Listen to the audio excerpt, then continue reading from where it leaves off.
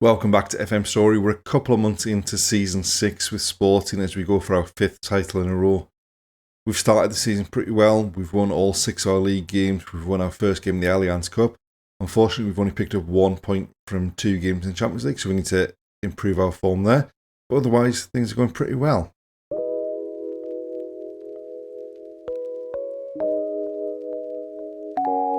Before we get into things, if you do enjoy the video, please like, comment, subscribe. And without further ado, let's get going. In the last episode, we won our opening 6 league games. Unfortunately, we ended the episode with a pretty poor defeat against Man City in the Champions League. But we've been able to bounce back pretty well. We've won every game so far in October and managed to stay at the top of the table on goal difference from Porto, only 2 teams with 8 wins from 8 games. The first game since the end of the last episode was a home league game against Braga, and we were pretty ruthless, pretty good. Arda Güler got a goal in the first half, and then scored a cracker of a free kick just before half time to put us 2-0 up. And then later on, we just took advantage and picked them off. Added another 3 goals in the last 15 minutes just to round out a 5-0 victory. We did do a few tactical tweaks in that we've dropped Dario Hugo in the defensive midfield role into a half-back just to give us that 3 at the back, with him dropping in between the centre halves and allowing the fullbacks to push on a bit more. And so that at least we've got a bit more cover at the back, which we struggled a bit with in the Man City game. We then had an away game against Saka Venisi in the Taça de Portugal. We got off to a flying start with a header from Martinez. Vitor Roque then took over. Had a hat trick by the half hour. Then Vitor Roque took over, had a hat trick by the half hour, added a 4th just after half time, and then we were able to bring a few players off. We did pretty much pick, in terms of outfield players, not a first choice team. We did rest a lot of players because we were going into a big game in the Champions League against Juventus. Travelling away to Juventus in the Champions League after being beaten away at Man City wasn't exactly looking all that promising. It was actually a fairly even game, and the result I don't think reflects the game. Ruwalt picked up a goal early on with a header. Arda Güler doubled the lead just before half time. Arda Güler doubled the lead just before the hour. And then Moreira, who'd just come on for Simovic, got sent off for a wild lunge. And we just about hung on with 10 men, didn't concede a goal. But I think Juventus can probably feel a bit hard done to that they lost the game, especially that it was 2-0. And then in the most recent league game, we went away to Chavez and put in another really good performance. Ismail Assar came back into the team after a bit of an injury. He picked up a goal early on. Ruwalt scored another header just before half time. And then we had a couple of goals fairly early in the first 10 minutes of the second half through Güler and Ruwalt. And then Thiago Thomas had come off the bench and added a 5th just before the end. Really comfortable victory, pretty secure at the back. We're starting to get some players back from injury that were out, in terms of Ismail Assar and Nianzou as well. So hopefully we can now carry on and push on with this good league form. So just quickly, the Champions League, obviously we had 1 point from 2 games at the end of the last episode. I forgot we won Man City. The victory against Juventus gives us 4 points from 3 games. We're down in 22nd place. Hopefully we've got a couple of the more difficult games out of the way and we can start picking up some more points just to put us a bit more comfortably in the spots that get through to at least the playoff round. Although we do have Real Sociedad and PSG in 2 of the next 3 games, so not exactly the easiest to run. We do end with some reasonably straightforward games, so hopefully we can secure our place at least in the playoffs. And then as far as the league's concerned, we've played 8, won 8, same as Porto. We've scored 31 goals, conceded 4. They've scored 21 goals, conceded 2. The first game against Porto isn't until Boxing Day, so there's still plenty of time between now and then. Benfica have lost a game and drawn a game, so they've dropped points early on, and we need to punish that by picking up points in these games coming up. Krastev is second top scorer. He's doing well in the average rating. Arda Güler has been outstanding since he's come in. I think he's only played a couple of games. He's already got 3 assists, 2 player of the matches. So it looked like a really promising signing, especially now that we've changed the formation to fit him a bit better. With him coming in off that right flank, he's also been outstanding with the set pieces for us so far. So hopefully, long may that continue.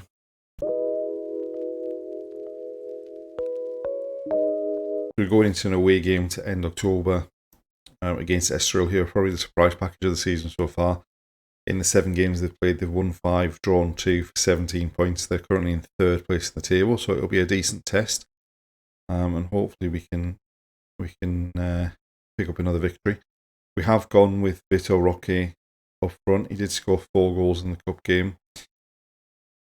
All of the centre forwards have been a bit patchy in terms of the form since we switched to playing the 1-up. So certainly he's got a chance to make the position his own. Really quiet first half, no decent highlights of anything. That's probably the dullest first half I've seen in a long time. No highlights. I mean, we've had 11 shots, 5 of them on target. But judging by the XG, they were all not very good shots. But not a single highlight between the 2 teams in the first half.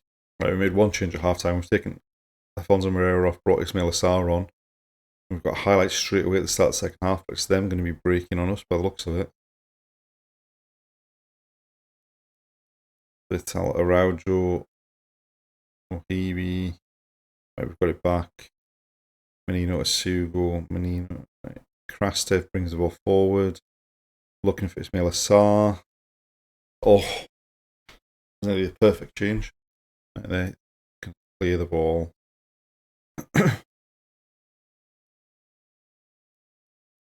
That's a loose pass. Matías Fernandes gets in the end of it. Into the box and just hits it straight at the keeper. Just can't afford to waste these chances.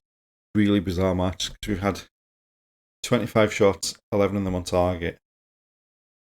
And I think in the whole game we saw 2 shots from highlights. So the 100% record's gone. Obviously we're still unbeaten. We just need to be much better in our next games. We're at the end of November, and since the draw against Estoril, things have gone brilliantly. We've only conceded 1 goal in I think the 4 games that we've played since then. We're still top of the league. Unfortunately, since the last game, Juan Muso's picked up a twisted ankle. So he's going to be out for 3 to 4 weeks, which hopefully should mean he's back in time for the game against Porto at the end of December. Hopefully we can struggle on with Jose Sarr in goal up until that point. The first game after the Estoril game was a trip to Fenerbahce in the first game after the Estoril game was a home game against Fenerbahce in the Champions League. We got off to a great start with Vitor Roque opening the scoring after 4 minutes. He added a second just before half time. Arda Güler against his old team had a goal disallowed just before half time. And then in the second half, Ruolt scored a header from a corner, but it's becoming quite a dangerous weapon. They pulled a goal back on just after the hour, but it was only a consolation goal. And then Arda Güler managed to poke home a goal late on to score against his former club. Again, really strong performance. We were pretty strong at the back, having Asugo in that half-back role so that he drops in between the centre halves when we've got the ball. Really seems to have helped a lot in that there is cover when our full-backs are pushing forward. Following the Fenerbahce game, we went away to Lexos, who we beat in the Taça Portugal semi-final last season. They're newly promoted this season. Again, really strong at the back. They didn't even have a shot on target. We took an early lead through Matías Fernandes, who's coming to the team to start alongside Santos in the centre of midfield. And then after the hour, when we brought some of the subs on, Ismail Assar scored. Thiago Thomas got 2 goals in the last 10 minutes. Really comfortable victory and just what we were looking for.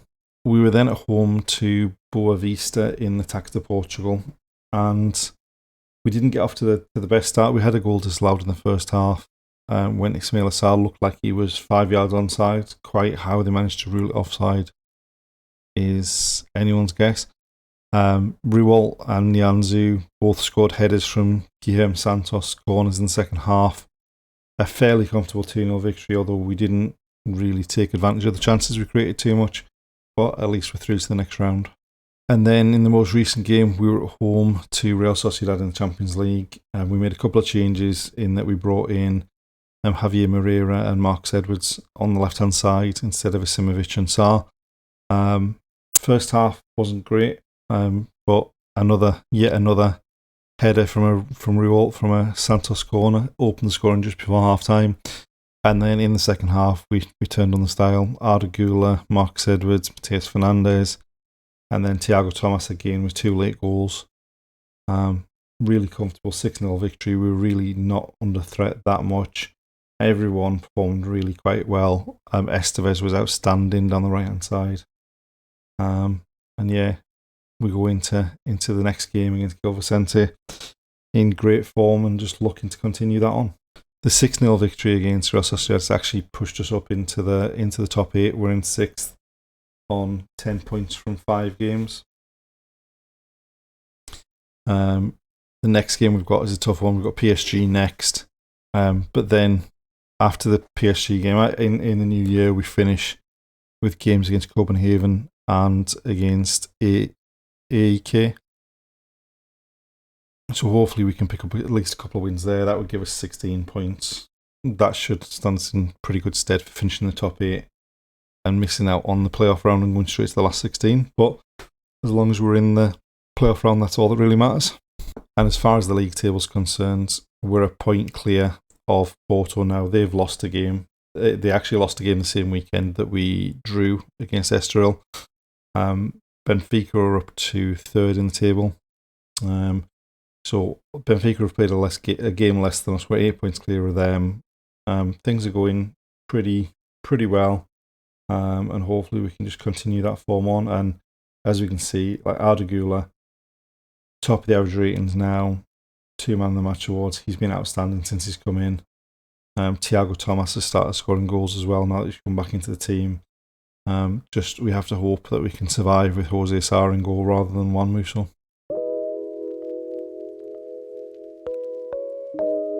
So going into the game against Vicente, we're going to start with exactly the same team that played that last Champions League game against Real Sociedad, except for the fact that obviously with Juan Musso being out injured, Jose Sarr had to come in goal. Hopefully we can put in a similar performance that we left off in the last game. Game had quietened down for a little while there, but now they're attacking. Ruwalt heads clear. Arda, Asugo into Matheus Fernandes, onto Edwards. Moreira coming forward. Marcus Edwards doesn't appear to be having a particularly good start to the game. Santos bringing it forward, slides it down for Thomas. I mean, the 2 guys we've got in the centre midfield, Guilherme Santos and Matheus Fernandes, have probably been ready to play in the first team for over a season. We were very hesitant to put them in, but since the 2 of them have started, I mean, the form of the 2 of them in the last month or so has forced Filip Krastev out of the team, who was outstanding at the start of the season. The only concerning thing about that first half is, given the number of chances that we've got, that we're only 1-0 up. But outstanding, we're not giving them a chance. Just need to continue that in the second half.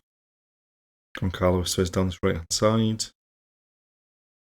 Into Guilherme Santos, Arda. Sugo shots deflected over the bar. And another corner.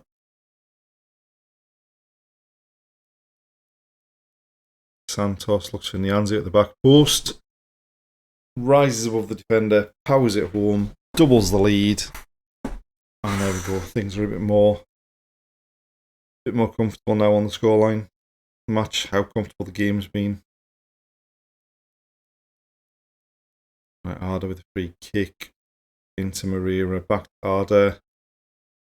Drills a shot at the keeper, who spilled it, and we're going to check to see whether Thiago Thomas was offside. I suspect he probably was, but no, he wasn't.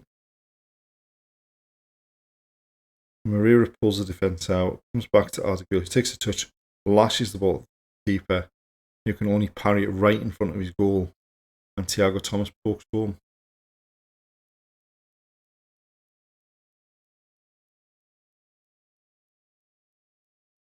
Right.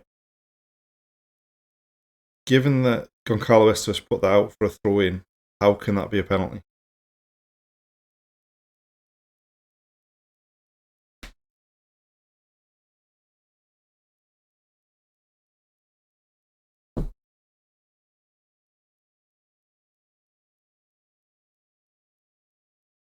And he beats Jose Sá. Like, given the force that ball went out for a throw-in, surely Goncalo Estoril played nothing but the ball. Gabriel Menino's dropped back that ball up into Sugo, Rewalt, and Sugo again. Back to Jose Sá. Menino down the right hand side. Right, 3 looking for Rodrigo Ribeiro. That can't be offside.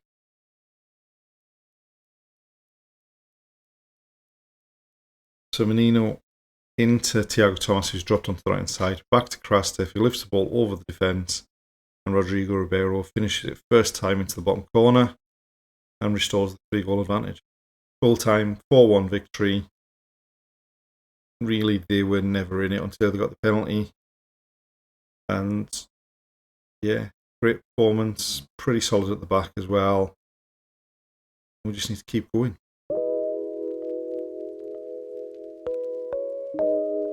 And that's the end of another episode. We've played 10 games in these 2 months. We've won 9 of them. We've drawn the other one.